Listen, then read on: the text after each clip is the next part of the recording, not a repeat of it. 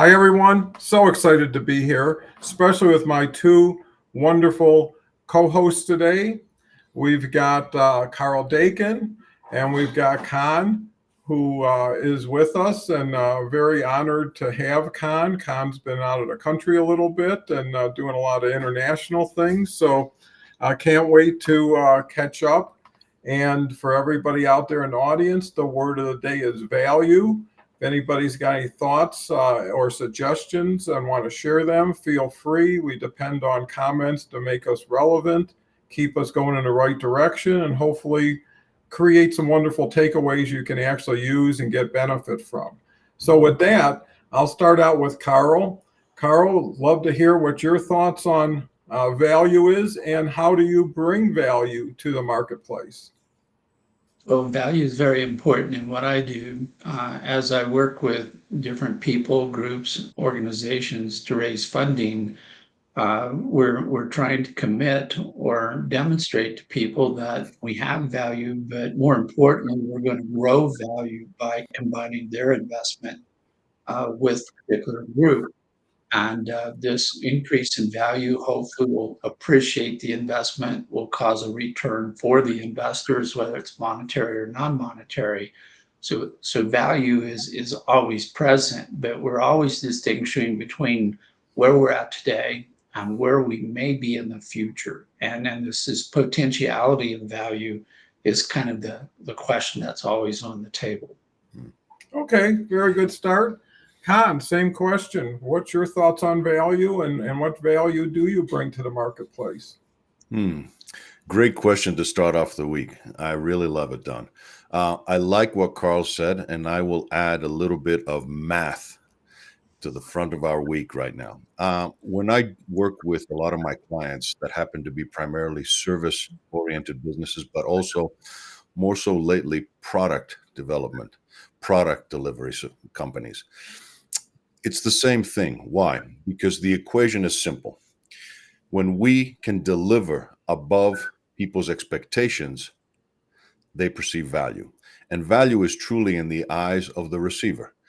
For some people, things have value greater than others. And we always start with that. As providers of that, as people that serve others, as we work with other businesses, it's important for us to understand first and foremost, what are their expectations? And when we understand that, we can deliver at or above those expectations. And that's where the value is perceived. So V equals D over E. There's your math equation for the week right there, Don. Well, that's enough for this show. We've got it covered. So come back tomorrow and we'll start a fresh one. Just kidding. Yeah, I love that definition, and I believe that everybody has value. Everybody can bring value in a specific area. I look at value as not only what I can bring, but more importantly, what I can help others bring to the table. And through these types of uh, vehicles of live streaming, you get collective value that gets generated through uh, back and forth comfortable conversation, which allows things to float to the surface without stressing too much on what are you thinking about or actually even preparing what you're about to say in some sort of form, as opposed to just be free flowing and let things fly. And hopefully, it also initiates thought out there in the audience, because I know when we move our discussion to a specific word or area, everybody moves with us. If I talk about grandparents, pretty soon everybody's thinking of their grandparents. So, there is a lot of opportunity for leverage and for synergy. And I think that's important. Just really quick, we've got Jason Gerardo here. Great to have you, Jason. Good morning, gentlemen. Definitely a lot of value with this panel. And then we've got Kerry here with his joke of the day. We have to try not to make today too rough since it's National Dog Day. Didn't know that, but I do know there's probably something for every day of the year. Could be National Pickle Day tomorrow. Who knows? With that said, Karl, how do you take us to the next step here? Well, to the point Khan made, which is a sensitive one, it's an issue on my table this week. He talked about starting with people's expectations. And part of the challenge for me is quite often people walk into my office with an opportunity, something that can become glorious over time, but they somehow have difficulty understanding where they're at relative to achieving that outcome in the future. But some people walk in as though they've already accomplished everything. And so their expectations are so high, so unrealistic, that you're saying, I'm not sure I can add value because you've already been crowned king or queen, you've already made $1 gazillion, and you're standing in front of me with an empty pocket telling me how great you are, and I'm supposed to add value to that. And I'm like, I don't know that I can. Maybe you need to find somebody else to help you. But a lot of people have a vision of what something can be, an idea, its market acceptance, all these other things that they really hasn't happened yet, and it may never happen. And so you're trying to balance between this expectation of what future value could be and what it might ultimately realistically become. And then you have to get back to where you're at today, because no matter how far in the future you think you're going to go, our journey starts today with where you're at today. And we have to think through all the steps to get from here to there.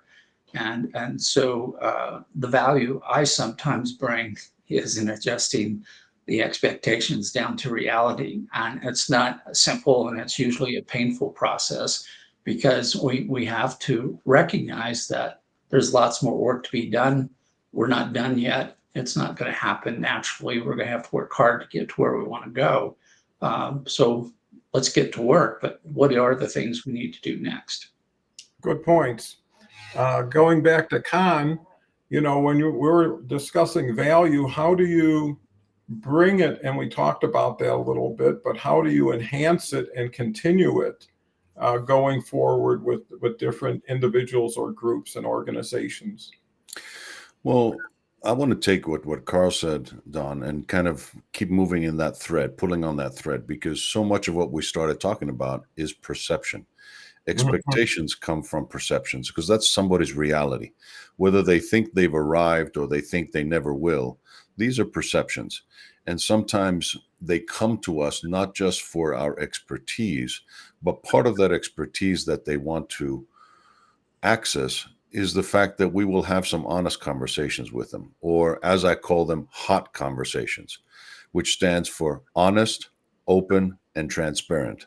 When you think about some of those conversations, because they can get pretty intense, when you got to be careful whose baby you call ugly. And sometimes that's part of what we need to do. We need to bring them back to reality and say, okay, you may think that you're God's gift to this business, but everybody else around us here, has a different perception. Why? Because we judge ourselves based on our intentions, based on our perceptions. Everybody else judges us by our actions. That's what shapes how everybody else sees us. And so they'll come to us a lot of times wanting to understand or wanting something. But if they're not open to the realistic, commonly acceptable place of where we are, starting from a realistic standpoint, like Karl was saying, that's not a good place to start a partnership. And sometimes we have to, the most honorable thing that we can do is say no to somebody, is to say, you know what, I'm probably not the person you want to work with. And that's why it's a losing battle. If you try to meet somebody's expectations that are so unrealistic, they have nothing to do with what the real world is going to happen, then maybe they're not the right person to work with. Yeah, I mean, I love what you just said. And to continue on with that, your perception of somebody is usually based on their projection to you, right? So how you see them, how you hear them, kind of more importantly, how you feel them, could be the basis of actually working together. And when I thought of the word of the day, I was caught between value and values, which is a little different distinction. But to your point with the hot element, it is values that create the attributes that can project your value to people.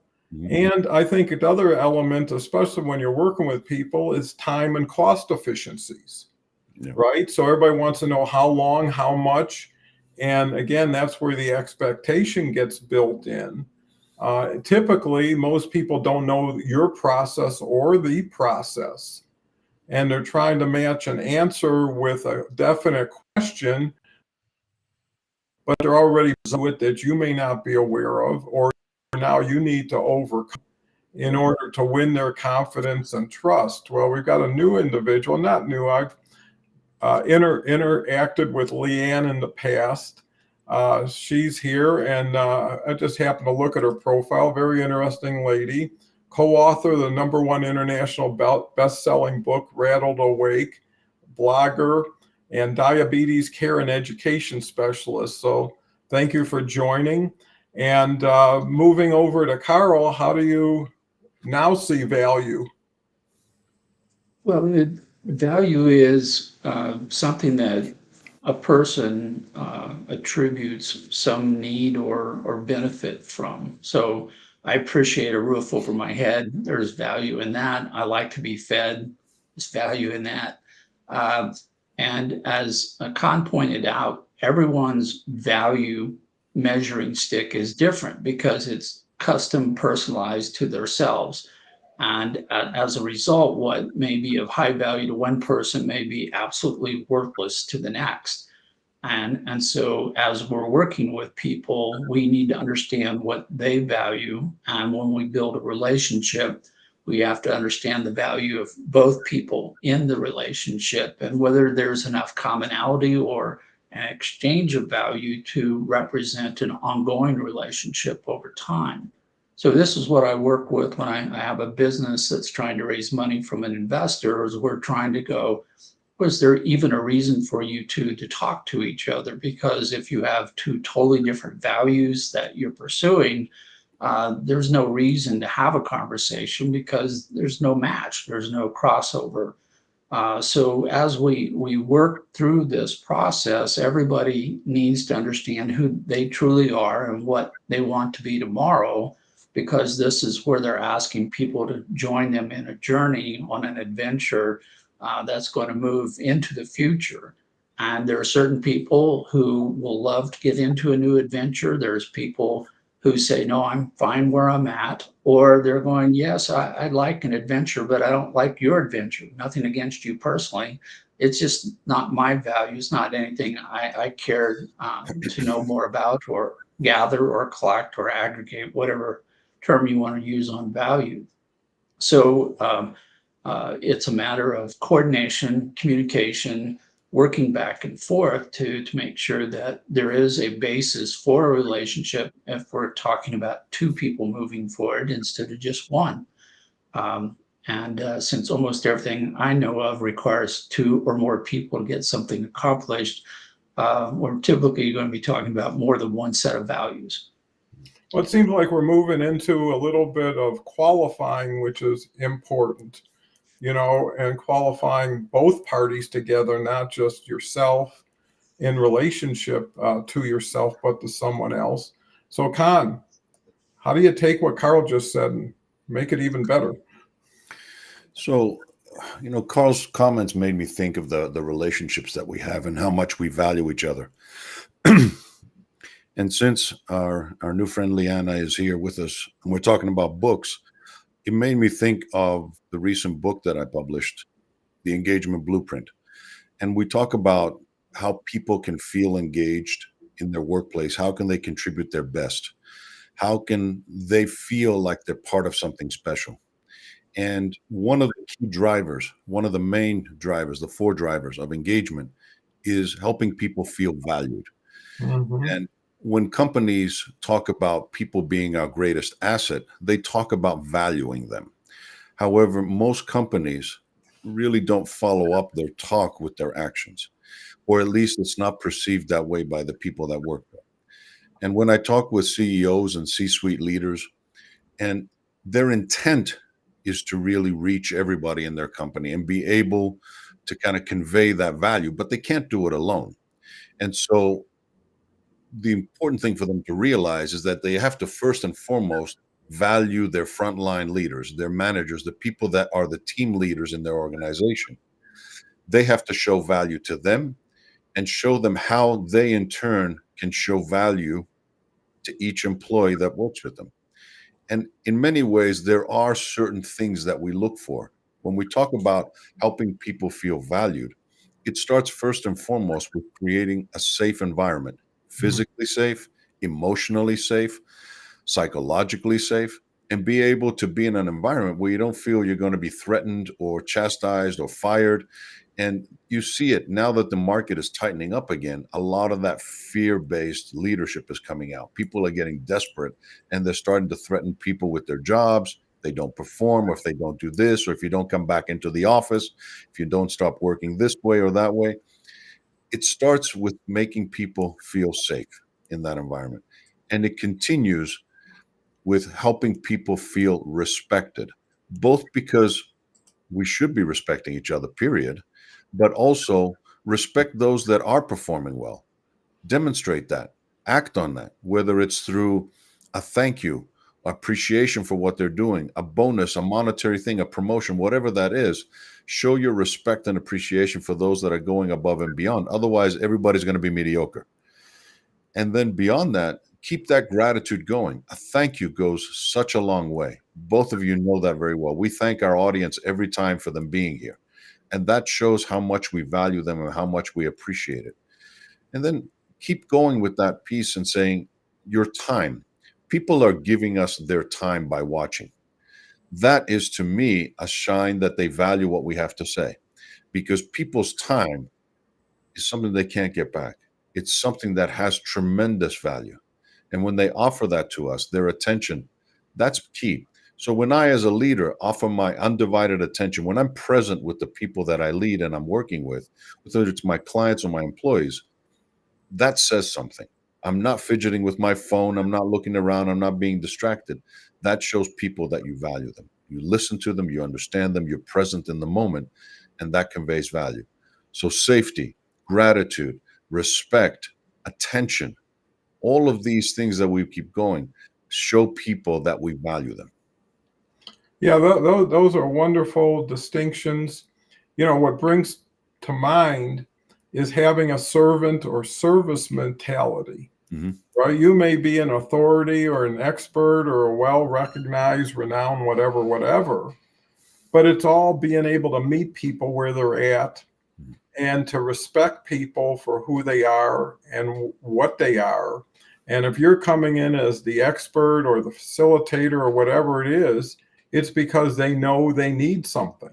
Yeah. And when they need something, they know that if someone who could bring it is going to have value, not only in what they bring, but how that piece of the puzzle fits in to make the whole puzzle make a lot of sense. And that justifies the time and resources and expense that's required in getting to know everybody. And a little bit of humility goes a long way.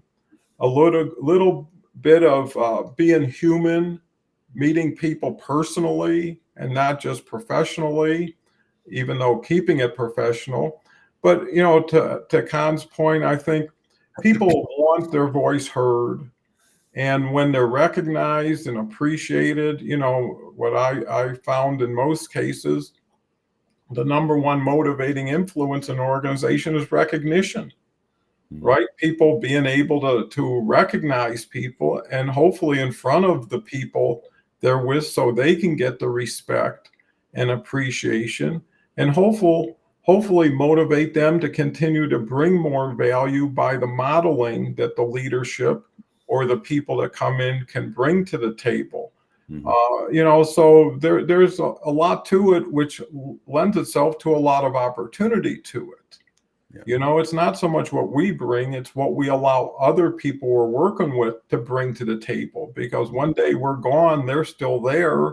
Can they continue to take it to the next step, pass the ball to the next person, and, you know, show them how to bring sufficient value to their group, which would ultimately bring a lot of pride and you know, teamwork. You know, people want to be part of a winning team and they want to be part of a happy team, a team that celebrates. You know, you got to have a little bit of fun.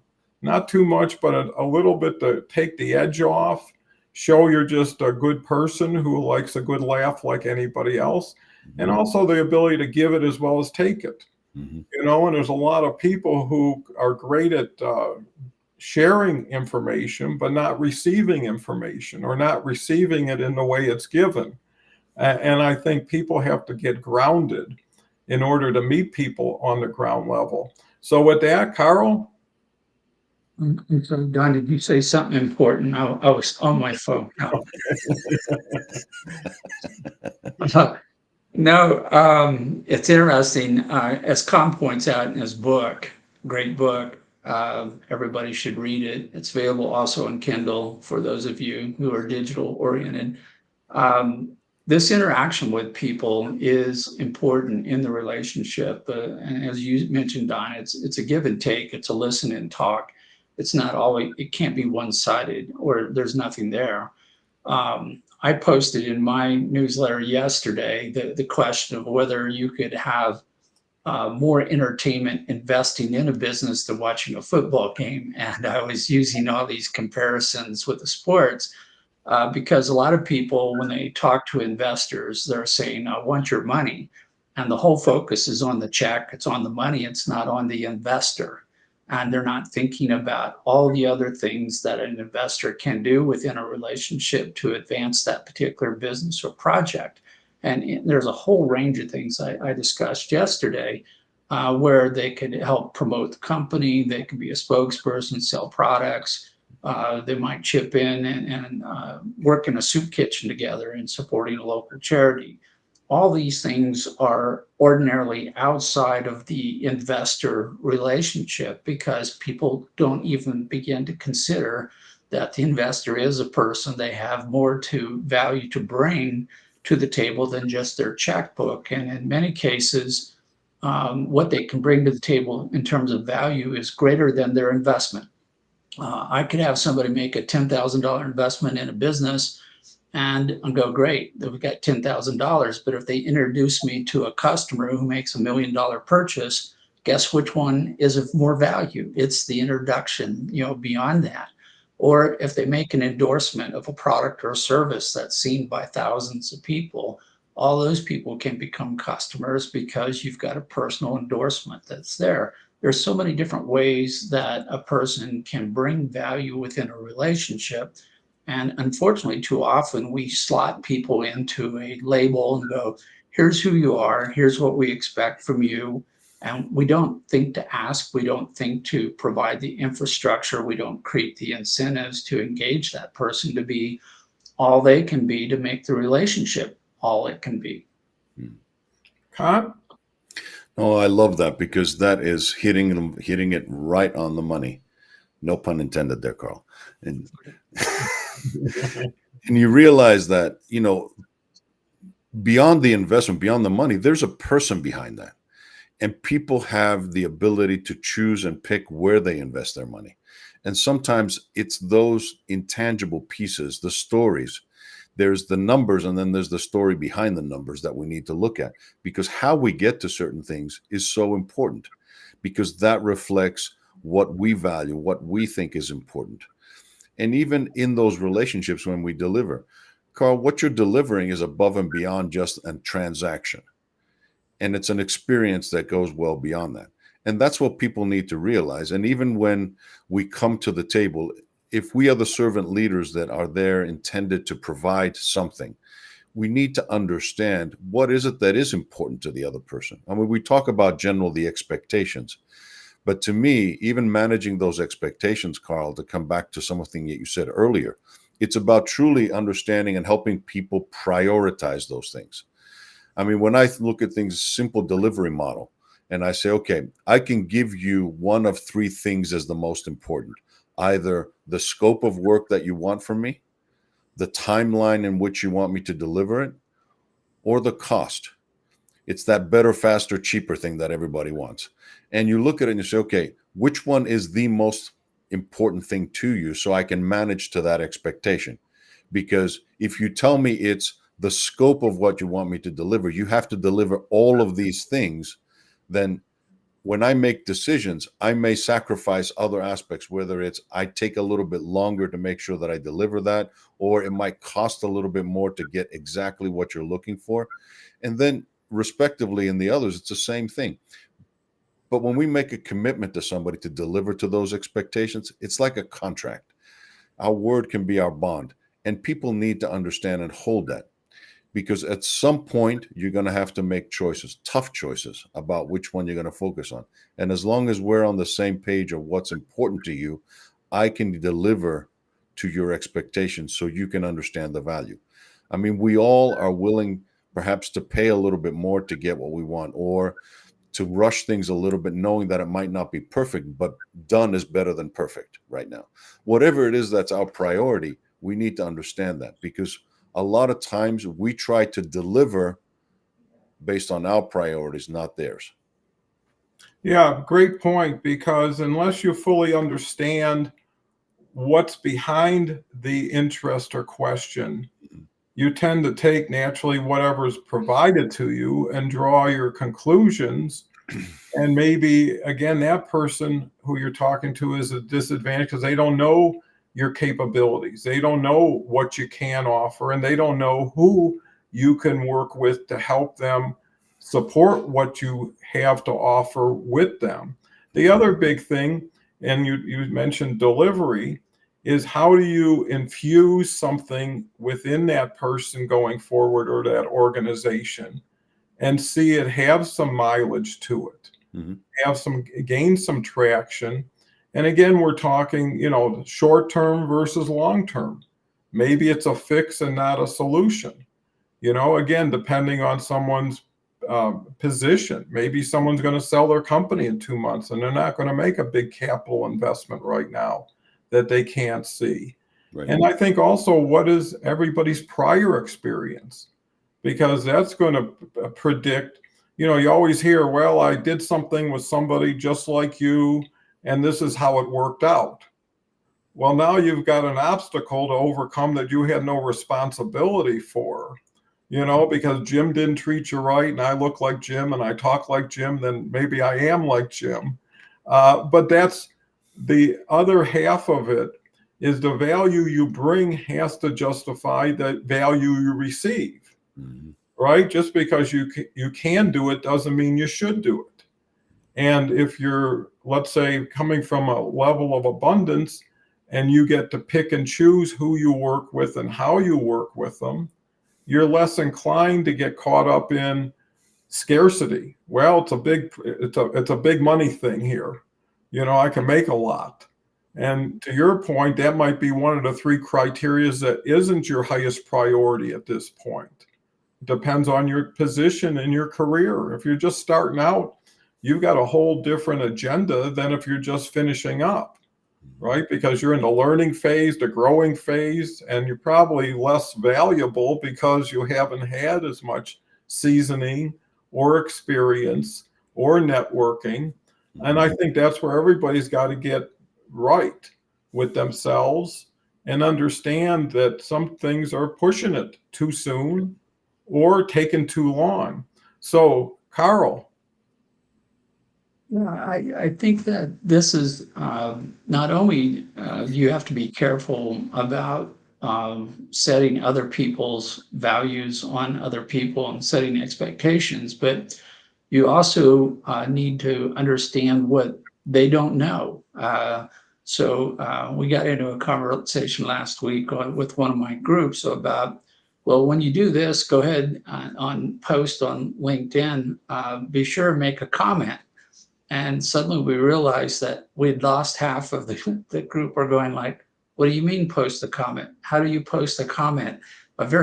To me, something that I do multiple times a day. I just forgot that not everybody posts comments every day, all the time. And so even something as simple as posting a comment requires a little education, bringing somebody up to speed, reaching out to the person, recognizing within the relationship that my want for them to do something must be supported by education or assistance or walking them through the process at least once to help them develop a skill around that. And then to your point, Don, why should they do it? What's the investment of time that's justified in making a comment? Are they trying to make me happy? Are they trying to make themselves happy? Are they trying to advance a social cause or a business in which they've invested? There's got to be some reason for somebody to commit time or money to do anything, because they're giving up value. They expect to get something in return. And quite often, we don't answer that question for them. It may be there. It may be obvious to us that, oh, if you do this, this is how you're going to benefit. But if they don't know that, they can't get from where they're at into that new action. So it's a constant feedback loop of here's something that may help you. Here's how you can be of help. They still have to make a decision whether it's enough to justify making a commitment to do something.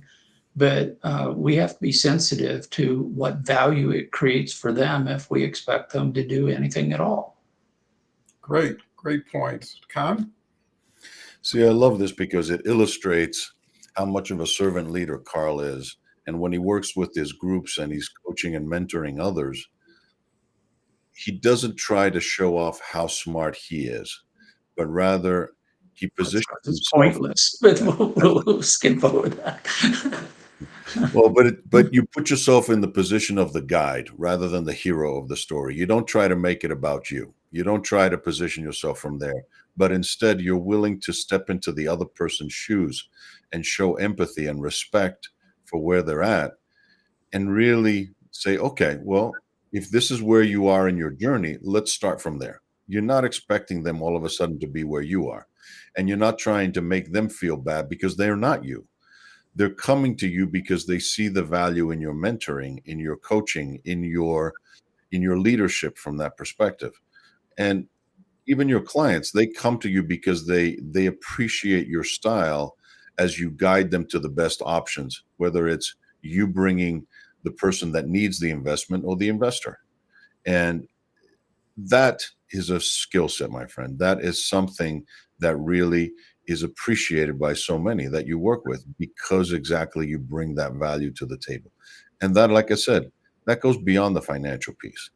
There's a lot of people that could do what you do per se and make them some money or make the transaction happen. But it's how that transaction happens and how much that meets their needs beyond the money exchange.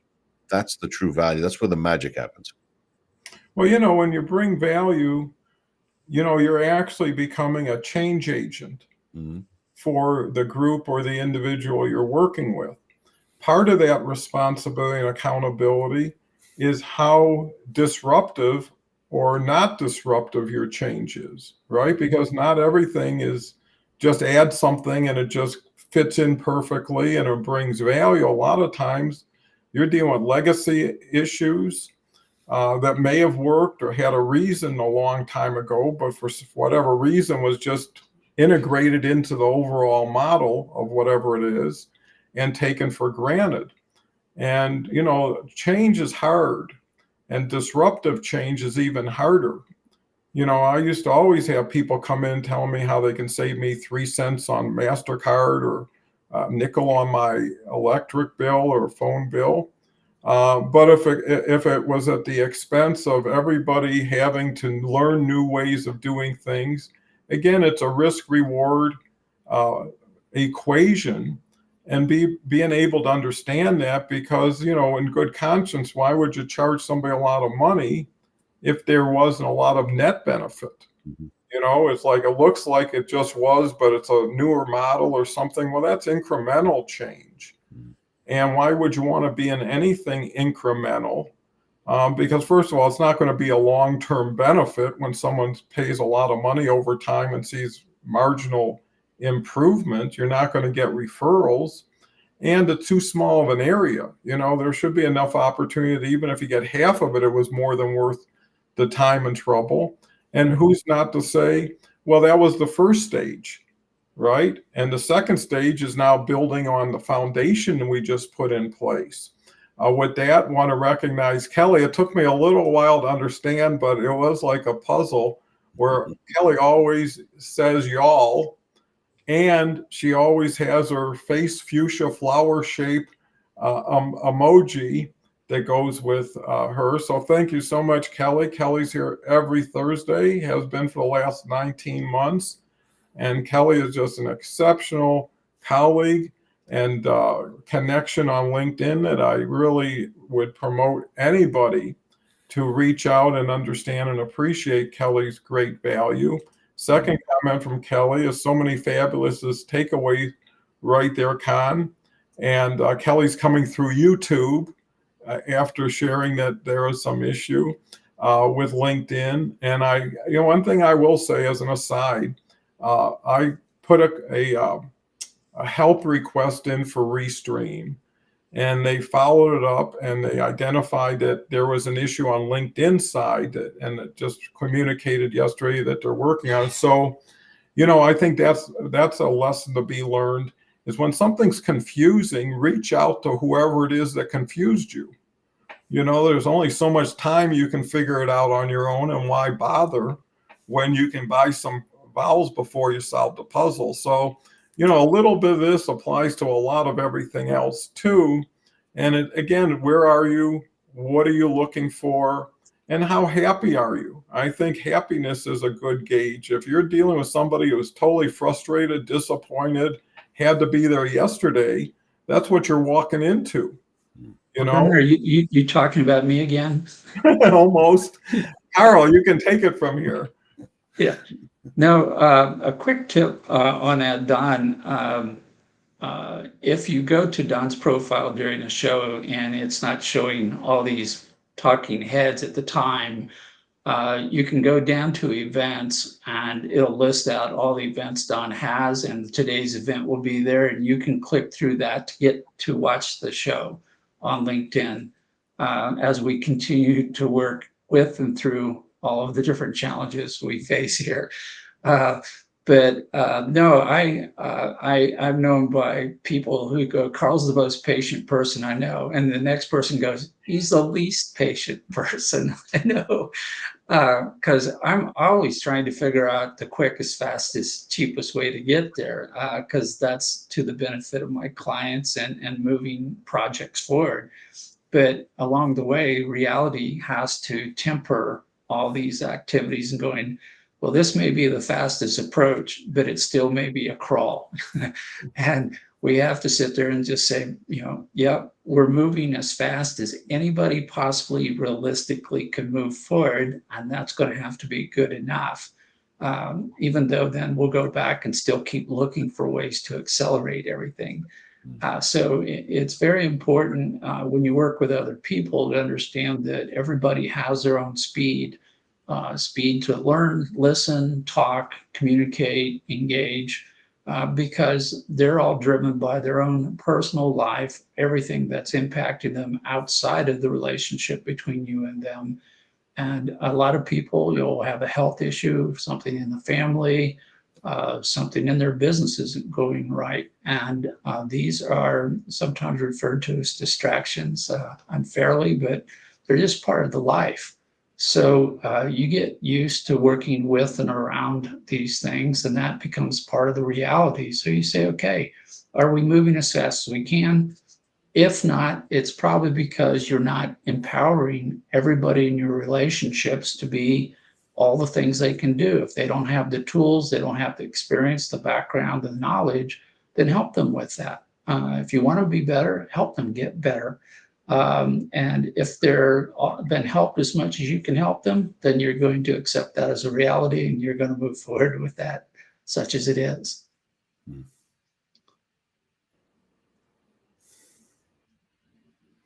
Cool. I think Don's first. There he is. Yeah, I was a little disconnected there for 3 seconds. I have that effect on people, so I understand. Frozen in time. It looks like one of those glitches in the Matrix there. Well, I'm glad we can laugh about it, and I'm glad I'm back soon. So thoughts, Con?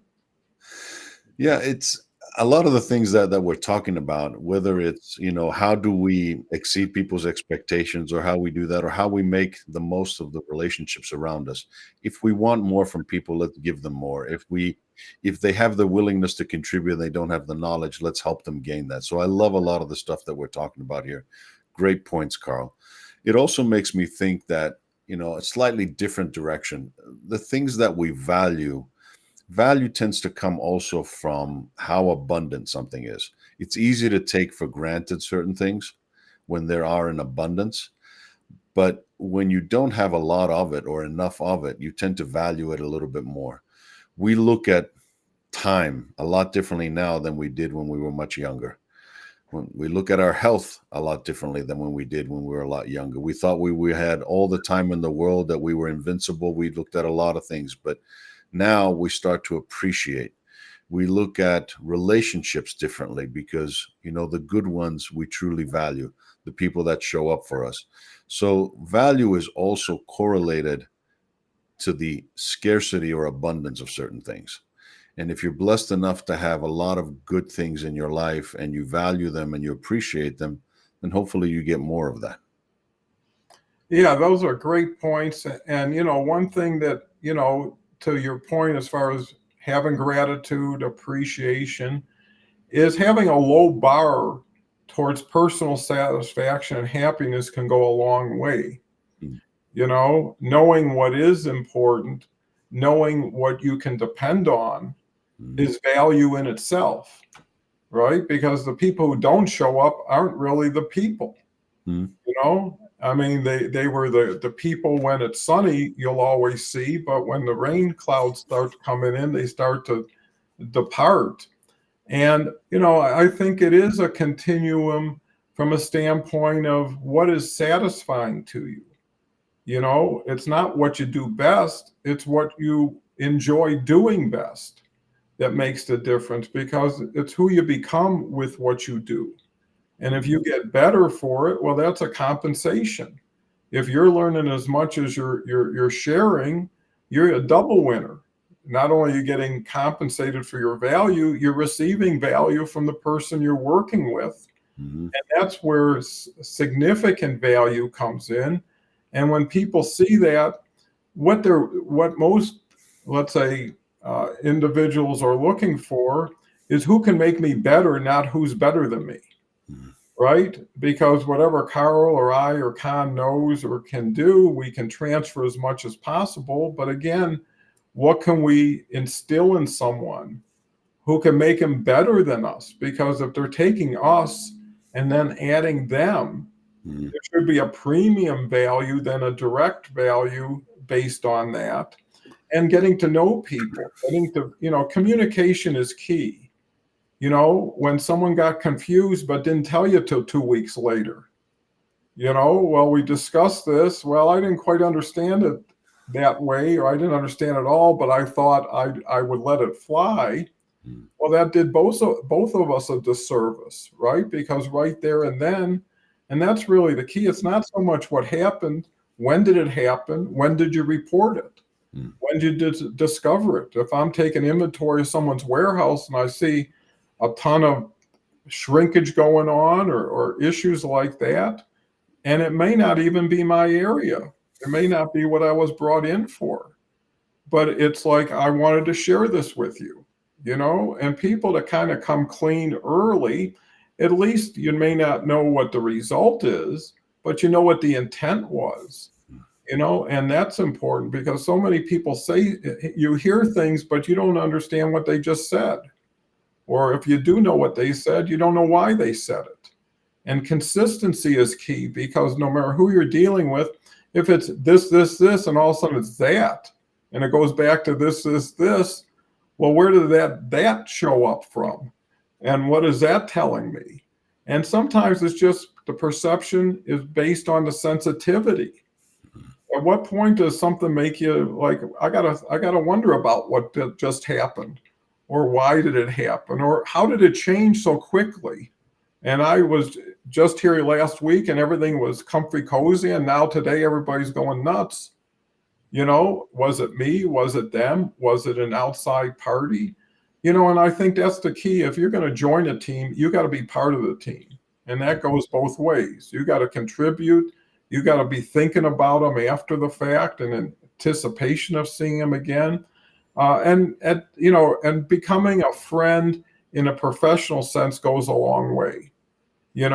Things you can share, things you can trust people with or not, makes a big difference. So, Karl. Well, to the point we've been talking about, when you're talking with someone else, 95% of your effort should be in listening rather than speaking, because in any communication, it's supposed to be a two-way street. There's supposed to be a give and take.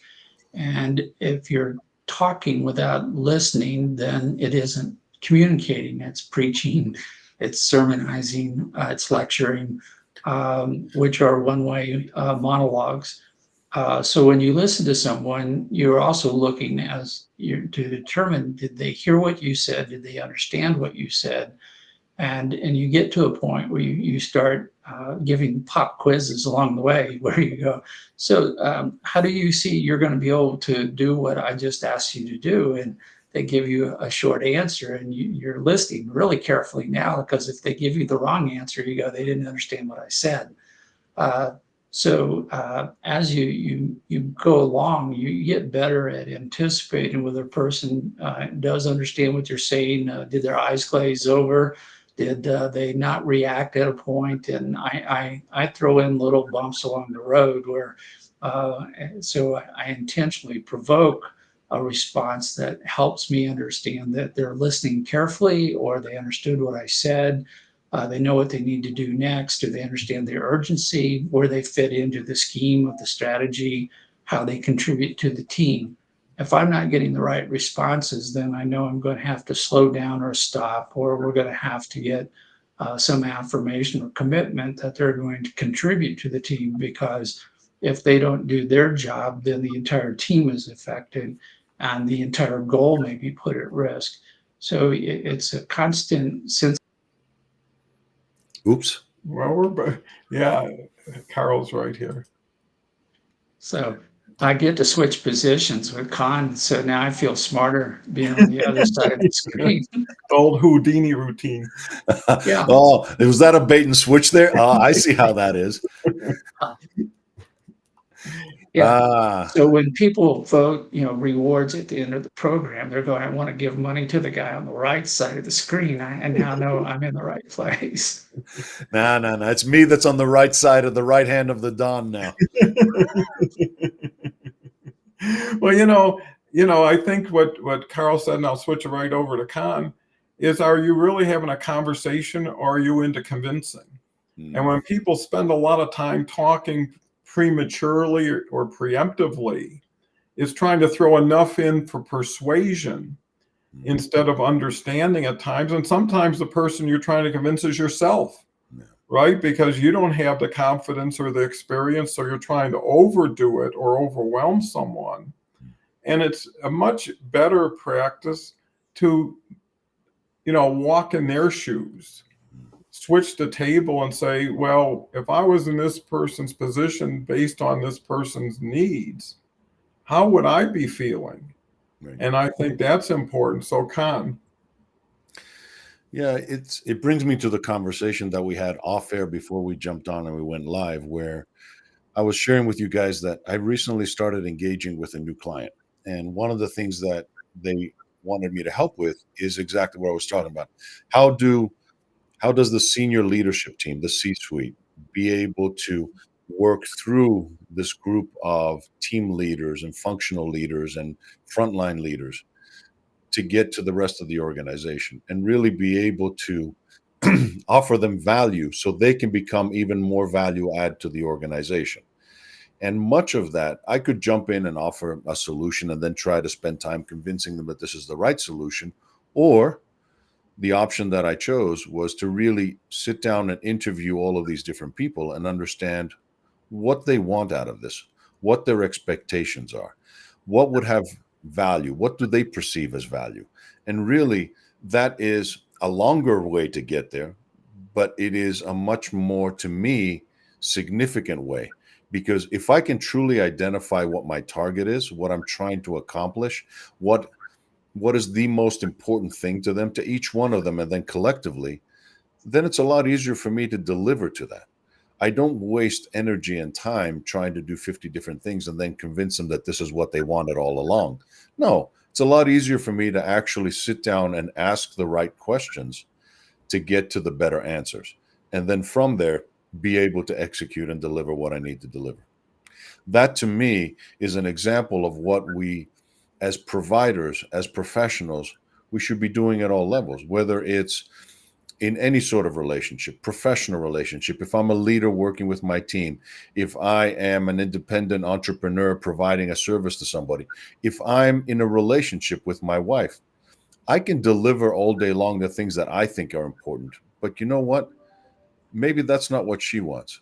There was a time in my life where I was on the road all the time working for a very large corporation and spending so much time on the road thinking that what I was doing was being a good husband, a good provider for my family, and giving them all of these things, the paycheck and everything else. But you know, through a lot of the arguments and the conversations that were going, it finally hit me one day. I was in an airport, Don, and I was looking at one of those little shops that have all the newspapers and the books and everything. And I looked up and there was this motivational poster, you know, the ones that we're talking about that you normally hang in an office and everything else. And it said, to a child, love is spelled Time. And it hit me like a ton of bricks that I was thinking that I was showing my love to my family by providing my paycheck and working hard for them, when all along what they truly valued was my time and being there. Because when I would get home, I'd be so tired, I'd be exhausted. I wanted to do catch up on other things because I wasn't at my office all the time. And so I wanted to make sure that they felt valued. And I made a huge change in my life because of that. Because at the end of the day, it's not what I think is valuable to somebody, but what they perceive as valuable. And when I did that, they felt valued. They felt that I was truly loving them and giving them what they wanted. Big difference. Yeah, that's a great share there. And hopefully people take that for what it is. And really, it's what's your priorities, but more importantly, what's your circle of influences priorities? You know, how are you serving them? How are you serving yourself? And is it bringing results that are positive? I believe, like that old story, pay now, pay later.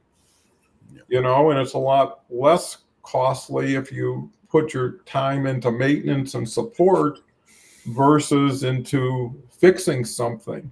So, Karl, love to hear what you have to say next. Excuse me. Well, I agree with Cohen that you need to know where everybody's coming from, what it is that they understand, what they think is of value. And when I don't have the time to gather all the field intelligence that he's talking about, I will have a tendency to put a situation on the table. And my new favorite question is, what do you think? And this is part of my quiz where I'm saying, okay, the idea is on the table. If you don't like it, I want to hear about it. And if you love it, I want to hear about it. But I'm probably going to follow it up with the question, well, how do you see us getting that to happen? Because again, I want to make sure I'm in sync with the other people on the team. And that teamwork is where the highest value is achieved. And we can't do that if we have 2, 3, 4 people working in completely different directions at different speeds with different expectations towards different outcomes. And yet I've been involved in projects where you swear every day was like the Twilight Zone because you never knew where people were coming from. And you're going, wow, that's an interesting concept. What's that got to do with what we're doing today? And you couldn't figure out where their head was at. And ultimately, those typically didn't work out very well because everybody was just off on their own. There wasn't truly a team. We had a momentary confluence at an intersection, kind of like a traffic accident, and then we all go our own separate way. So ask early and often, make sure you're hearing, listening, and gaining input. And as Khan framed it, the biggest thing is the value. The topic of today's show is people will react, work towards those things that they value. If you understand what they value, then it's much easier and possible to do something that synergizes, catalyzes that interaction with them, where you get value in return, and it's a good relationship. Yeah, and I think at the end of the day, what we have to equate is what arena are they and we playing in. If you're talking about a small mom and pop situation where maybe they'll pick up a few $1,000 a month, well, how much room is there even for Superman to come in there and make that much a difference? But if someone has an upside of maybe $1 million, because if you can increase something 1% and they're generating, let's say, $100 million, well, there's $1 million on the table. Reflect that back to what it is your cost, and it justifies itself. So I think a key element is, can I pay for myself here? That saying, do no harm. Going in and grabbing a lot of money from maybe a cash-strapped, give them great ideas, great plans. Are you putting them in a better position than you found them?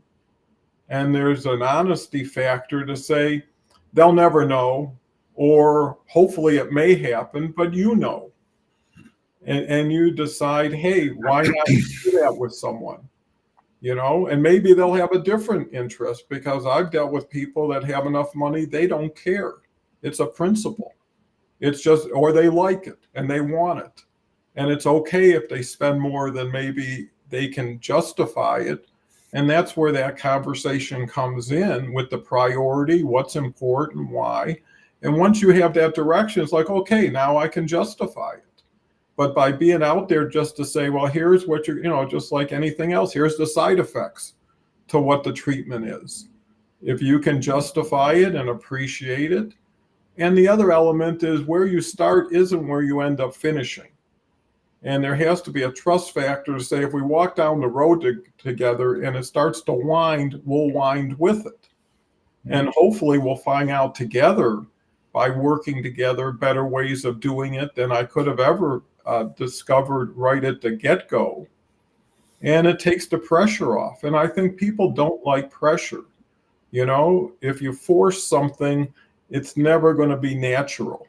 And I think the key is to be as natural and trust people, because they're not expecting Superman either. They know you're coming in at a disadvantage of information or experience, and that's their role, is to get you up to scratch. The other thing is cooperation, right? If the leader signs on and never participates, and the underlings don't feel like carrying the torch with you, that puts you in a negative position, and all of a sudden you're going to be measured on results, hopefully, or delivery. So there's a lot to it, and there's always going to be a lot to it, because you're dealing with human nature. You're dealing with people, and people change, and people are different. And why not, again, buy those vowels before you solve the puzzle? So final words, this comes up so quick, it almost seems like the hour should be the foundation for the next hour. And it probably will, but at a different date. So, Con, what's your thoughts? It's been a little bit since you've been back, but you haven't lost any of your step at all. Hopefully I came back rejuvenated, Don. Rejuvenated. Well, you're always an inspiration, Con. Go ahead. Yeah, I'm going to close out. I'm going to bring it full circle back to where I started. And it's just, if we're going to leave people with one idea, at least from my end, it's truly understand what people's expectations are, get a good grasp as best as you can, listen, try to really put yourself in their shoes, really dig a little bit deeper below the surface stuff, understand what their expectations are, and then offer them, deliver to them what is important, what truly matters to them. That's how they perceive value, because that is scarce. It doesn't happen all the time. And so when you are able to deliver something that is so precious and important, and you deliver against their expectations and their wants and their needs, and you fulfill that, you are a valuable partner in any relationship. Excellent. Excellent. Karl, last words. Yeah, well, unlike Khan, I don't want to leave you where we started. Um, So I'm going to build on what Khan said. Everything he says, but if you really want to make it work, you need to make it part of your regimen. You got to make it part of a discipline that you're going to implement every day. You should think about every time you have a conversation with somebody that you're kind of going through this list in your head. Why are they here? What value are they getting out of this conversation? Where they want to go? And then reset the table, because if it turns out they're moving faster, slower, they've gone left or right, their values today have been reorganized because they went from abundance to one of scarcity. Take that into account, but you need to make it part of every engagement with everybody every time. Don't make assumptions along the way. Those will come back and bite you. Yeah, I think the other words that come to mind is being conscientious, being consistent. People like people who do what they say they're going to do. People like people who show up on time. It's those little things that either get people to really appreciate you or depreciate you. And, again, that perception is based on your projection of how you do things. And hopefully it's a model that everybody can say, hey, that's a better way of doing things. And being calm and collected, right? Where, you shouldn't get overwhelmed. And last thing is, I would rather undersell and over deliver than I would just be on the right mark at the right time. You don't give yourself enough room. And there is something to goodwill. And that can help you in the future where, okay, you built up this, you have a little bit of room there and no one's going to have an issue. So with that said, please come back tomorrow. We got Beverly Glazer, who's just an outstanding individual, a therapist up in Montreal, who is into women's empowerment over 50. I think that also kind of tells you that niching can go a long way. It's better to be a specialist than a generalist. And especially with a forum like this. So I want to thank Khan. I want to thank Karl. I don't have a K, so I'll have to use Don. Couldn't be K. Well, anyways, with that said, have a wonderful day. Have a wonderful week. Thanks for joining. It made a big difference for us and hopefully us back to you. So with that said, talk to you in 23 hours if possible. And